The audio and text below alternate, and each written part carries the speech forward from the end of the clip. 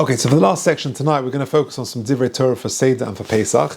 The first idea is very much related to what we just spoke about.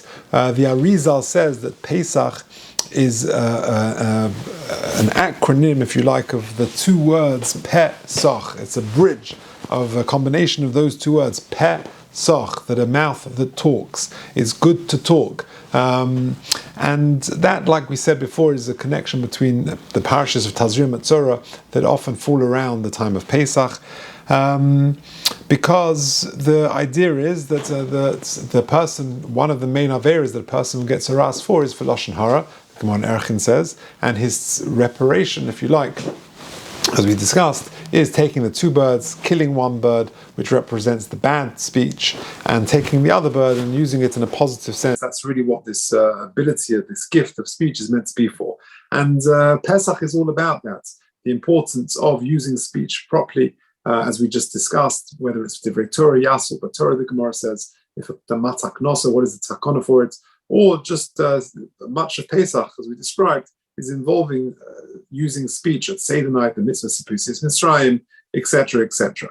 But I once heard a very interesting thing from Divrei Torah here in London. He said the following fascinating idea. I don't think I've shared this before in a Haggadah share, but it's a good intro for Pesach, and it really fits into what the Arizal says about Pesach, that Pesach is really about using speech properly. How many teeth do we have? The adult should have 32 teeth. 32 teeth, 16 upper teeth and 16 lower teeth. Now, the Golker says something very, very interesting. There is a minimum, if you think about it, on a quiet week in the Beis HaMikdash, what is the minimum number of karbonos that they would have? In other words, there's nothing else going on, no nadarim v'nadavos, no voluntary offerings. In a quiet week in the Beis HaMikdash, the minimum number of offerings that you would have is 16. Why? Because there are two tmidin every day, two daily offerings, one in the morning and one in the afternoon, the Tomid Shal Shacharis and the Tomid Shal Bein Harabayim. 2 times 7 is 14. Plus on Shabbos you have 2 musafim. So the minimum amount of karbonos that you would have on the Mizbeach in a quiet week in the Beis HaMikdash is 16. Next question. What is the minimum amount of aliyahs that you have in a week? So in a regular week, you have 7 aliyahs on Shabbos, 7 people are called to the Torah on Shabbos, and you have 3 on Monday, 3 on Thursday, and 3 on Shabbos afternoon. So 3 plus 3 plus 3 is 9, plus 7 on Shabbos, again gives you 16. So it's interesting that the minimum number of karbonos, of weekly karbonos, is 16, and the minimum parshios, which means aliyahs, that we call up and we lay, is going to be 16. What is the idea? So Divrei Torah explained this Golker in the following way.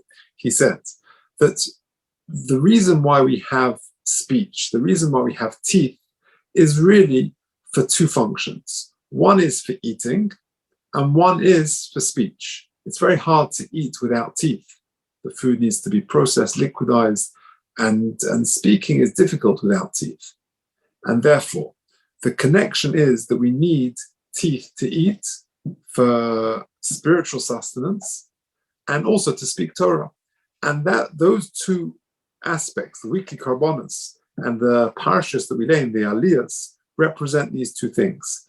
The karbonos is called achilas mizbeach, the eating of the mizbeach, the consumption of the mizbeach. That represents the spiritual sustenance that we should have when we eat food. And that's represented, that's the message, if you like, of the karbonos, that we have 16 karbonos, a minimum of 16 karbonos in a week. The representation is that that's one function of our teeth, to utilize it to eat for nourishment, for spiritual sustenance. There is a second aspect. The second aspect is to learn Torah, to speak words of encouragement and positivity, and that's really the minimum amount of aliyahs and parashas that we lay in per week. That's that representation. And that explains the harsh response to the Rasha. The Rasha, Seder night, we say to him, when he says he sort of disassociates himself from us, we give a very harsh response. What do we say? Hakeyes shinov, which literally means you sort of blunt his teeth, you knock out his teeth. That's an unusual response. What are we getting at? The idea perhaps is that we're telling the Rosh on Pesach, why do you need your teeth? The teeth have two functions. One is for sustenance, and one is to speak Divrei Torah, speak positive things. But you're doing neither. And therefore, we're telling the Rosh, Hake is Shinov, you're not using your teeth for the correct reasons. Hake is Shinov, blunt your teeth, you're misusing them. So that is the connection. That is why we have 32 teeth. The 16 upper, the 16 lower, they represent the two functions of speech and of the mouth, of teeth, the minimum number of karbonis in the week, the minimum parshas in the week, both the number 16. A very interesting idea. Now, let's move on to a very interesting second idea. The very first Rashi in the entire Torah. Rashi says, Omer Rabbi Yitzchak, that we only really needed to begin the Torah with HaChodesh Hazeh Lochem, the mitzvah of Kiddush HaChodesh. Shehi mitzvah Rishonah Shenitztav B'Yisrael. That was the very first mitzvah that the Jewish people were commanded on. Fine. Furthermore, Kiddush Levana. Last week, I think it was last Motzei Shabbos, or I forget when. No, it's 2 or 3 weeks ago. This Shabbos is Rosh Chodesh. It was before. But one of the mitzvahs that we do every month, of course, is Kiddush Levana. So we go out, whether it's Motzei Shabbos or it's the first opportunity, whenever it is, we go out and there's the monthly ceremony of Kiddush Levana. Now, the words we say are very powerful. It's based on a Gemara in Sanhedrin Mem Beis, but the lashon of the Kiddush Levana is Tana Devei Rishmal Ilmole Lo Zoch Yisrael Lahagbo Pnei Avim Shebeshamayim Pamachs B'Chodesh Dayam. We equate the ceremony of sanctifying the new moon as if we're greeting HaKadosh Baruch Hu. What is so special about Kiddush Levana? You see a group of men outside the shul on Motzei Shabbos, they're sort of facing, they look up to the moon, and they're all outside, congregate outside, they're saying Kiddush Levana. What's that all about? What is so special about it? Why is it the first mitzvah? Of course, in its purest form, the mitzvah was to be Mekadesh the Chodesh, to Mekadesh the Levana, that we'd get to Eidim and they would sanctify the new moon. And nowadays, we sort of have our monthly ceremony of Kiddush Levana, but the words we use are being Hagbu Pnei Avichim Shebeshamayim. We're greeting HaKadosh Baruch Hu. What is that about? Now, the idea is this. On a regular Friday night in Kiddush, we make reference to two remembrances. We say that Shabbos is Zikaron L'Maisa Bereshis, and it's Zecher L'Yetzias Mitzrayim. That's the nusach of the Kiddush. Baruch atah Hashem Elokeinu melech haolam, asher kidshanu b'mitzvosav v'rotzav banu, v'Shabbos kodsho b'ya'avav v'rotzav v'chilanu, Zikaron L'Maisa Bereshis, ki hu yom tchilim l'krei kodesh, Zecher L'Yetzias Mitzrayim. What are those two Zikarons? What are the two remembrances? Zikaron L'Maisa Bereshis is a commemoration that HaKadosh Baruch Hu created the world, and Zeichel Yetzias Mitzrayim is a commemoration that HaKadosh Baruch Hu is involved and orchestrates every single event. And that's really what we're standing up when we make Kiddush on Friday night. Number one is Zikaron L'Maisa Bereshis. We give Eidos that HaKadosh Baruch Hu created the world, but he didn't just create the world and sort of let it go, but he's involved and he oversees and orchestrates daily events. That, the second one, is Zeichel Yetzias Mitzrayim. Now, that is sometimes the difference between Judaism and other religions. In Yiddishkeit, we have that awareness that HaKadosh Baruch Hu not only created the world, but he oversees it and continues to be involved. Hashgacha pratis, hashgacha klalis. He very much is involved in the world. The many in the non-Jewish world don't believe in that. They say maybe even God created the world, but even if he did, he sort of set it in mode nature and he let it run. And that is manifested, says the Malbim, in Tehillim, which we say in Hallel, Tehillim Kuf Yud Gimel. The Pasuk says, Rom al kol goyim Hashem al Hashem kavoday. The nations of the world see God as somewhere lofty in heaven, and that's no involvement, sort of detached from the daily runnings of this world. But mi kashem Elokeinu hamagbi lo shevetz. But who is like our God? We, Klal Yisrael, recognize HaKadosh Baruch Hu's role in the daily running of the world. Hamashpili lirois v'shamayim v'aretz. He sort of comes down to see what's going on in the world. Says the Malbim, Rom al kol goyim Hashem, sheladaitum hu misroimim, min ha'olam hashofel. In their eyes, Hashem is sort of elevated from this lowly world. Rak al hashamayim kavoday, and his location is only in heaven. It's not his honor to look down in this lowly world.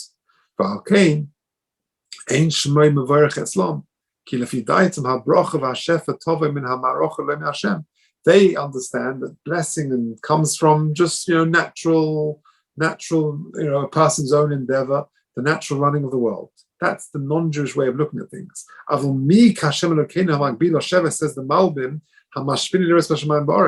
i.e., he's very much involved in running and orchestrating this world.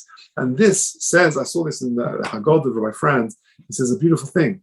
He quotes the Drash Moshe Feinstein says that this is the Kavanah in the famous Medrash. This is the Medrash, we mentioned it interestingly in the Halacha Shit tonight, it came up strangely enough in that, but it's a well-known Medrash.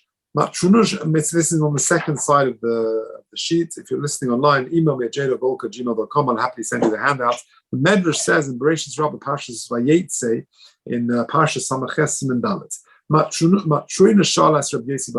a Roman noblewoman once asked Rabbi Yossi bar Chalafta, she said to him, how long did it take God to create the world? 6 days. She said back to him, so he was busy in those first 6 days. What's God been doing since then? He's been making shidduchim, he's also involved in financial matters, etc., etc. The purpose and the point of the Medrash is, as Ramesha Feinstein, is beautiful. This debate, this dialogue between this Roman noblewoman and Rabbi Yossi bar Chalafta goes to this very point that I just mentioned. She said, I understand God created the world. But what's he been doing since then? He stays in heaven. He's not involved in the running of this world. Says Rabbi Yossi bar Chalafta, no. HaKadosh Baruch Hu not only created the world, but he's very much involved in the running of the world. He's involved in the ongoing activities in this world. Mezavik zivugim, he's involved in everything. And that's exactly the exchange that's going on over here. It's a reference to the fact that we believe not only Zikaron L'Maaseh Bereshis, that HaKadosh Baruch Hu created the world, but also Zeicher Yetzias Mitzrayim. Now, that, says the Zohar, explains the phenomenon in Pesach. It says, with regard to Paro, the description of the pasuk about Paro hardening his heart is two phrases used: Vayechezak leiv Paro and Vayachazek Hashem es leiv Paro. Two similar but slightly different phrases. Vayechezak leiv Paro, that Pharaoh hardened his own heart. That's number one. And Vayachazek Hashem es leiv Paro is normally understood to mean that HaKadosh Baruch Hu hardened the heart of Paro. But the Zohar explains a bit different. Vayech, it means the same thing in both instances, as the Zohar, that it was Paro hardening his own heart. But they were slightly different. The first one, that was just his Bechira, he chose to harden his heart. But the Vayechazik, Hashem es leiv Paro, the Zohar says that Paro hardened his own heart to the concept of Hashem. Vayechazik Hashem es leiv Paro, Paro hardened his heart to the concept of Hashem. What is the concept of Hashem? Hashem is Yud Kei Vav Kei. Yud Kei Vav Kei, we know, is the lashon of Hoya, Hoive, V'yiyeh. God was, is, and will always be. He transcends time. That reference of Hoya, Hoive, V'yiyeh is a reference to the fact that HaKadosh Baruch Hu is directly involved in everything that has taken place, that is taking place, and that will take place.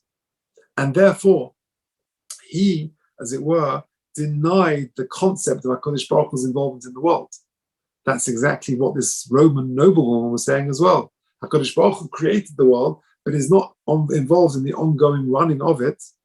And therefore, when we make Kiddush Levana, unlike the rest of mankind, they look up at the moon and they perhaps think nature, they perhaps think astronomy or science, we remind ourselves that as predictable as the waxing and the waning of the moon is, and we can predict when the moon will be, when the new moon will be, to the second, for decades to come.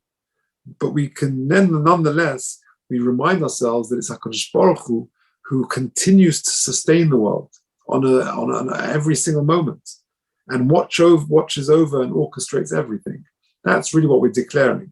And that's why Kiddush Levana is considered so significant, that it's so important. It's as if we're greeting HaKadosh Baruch Hu. We're recognizing HaKadosh Baruch Hu's involvement in this world. And therefore, on the Seder night, and it's Hashem, on Friday, 2 weeks' time, We'll in Mitzvah Hashem all be standing up, and we begin the Seder with Kaddish, with Kiddush. What are we standing up saying? We're saying Zikaron l'Maaseh Bereshis, Hashem created the world, and Zecher l'Maaseh Bereshis. HaKadosh Baruch Hu not just created the world, but it's also Zecher l'Tzias Mitzrayim. He was involved and is involved and orchestrates everything, continues to sustain the world, and is involved in everything. And that is a critical tenet of our faith, so critical that we remind ourselves this at the very beginning of the most powerful night of the year, of Seder nights, and that is the first Rashi in Chumash. That is why Kiddush Levana gets such an emphasis and such prominence in Jewish thought, in Jewish liturgy. So just to summarize, what have we said? Pesach, says the Arizal, is Pesach. It's good to talk. But that's the connection with Tazria Mitzorah, as we spoke about. That's also the concept of 32. The 32 teeth that we have, 16 upper and lower, represents the two functions of speech and of eating, which represents the 16 minimum korbanos of the Mizbeach and the 16 laning or aliyahs that we have per week minimally. And then the idea, of course, of Hakeh Shiloh, that's the response to the Rasha. But also the idea of Zecher L'Tzias Mitzrayim, that it's so critical, the idea that HaKadosh Baruch Hu continues to be involved in the running of the world. That's why Kiddush Levana is so important, and on Friday night we make reference to that. Zikaron l'Maaseh Bereshis and Zecher L'Tzias Mitzrayim. That HaKadosh Baruch Hu created the world and is involved and orchestrates everything that happens since then. And that explains the Malbim explains Psukim in Hallel and Tehillim Kufit Gimel Ramal Kolei Hashem and Mik Hashem Lekenu. He's involved. That's our view of things, and explains, says Ramosha the Medrash, as I mentioned. And that's the difference between Vayechazak Le'Paro and Vayechazak Hashem Es Le'Paro. According to the Zohar, he refused to understand the Yud Kei Vav Kei, the Hoya Hoiver V'yeh aspect of Hashem, his involvement of everything we do. And it's such an important, critical tenet of our faith that we begin the Seder with this very concept. Thank you for listening, and Mr. Hashem will have part 2 next week. Call to everyone.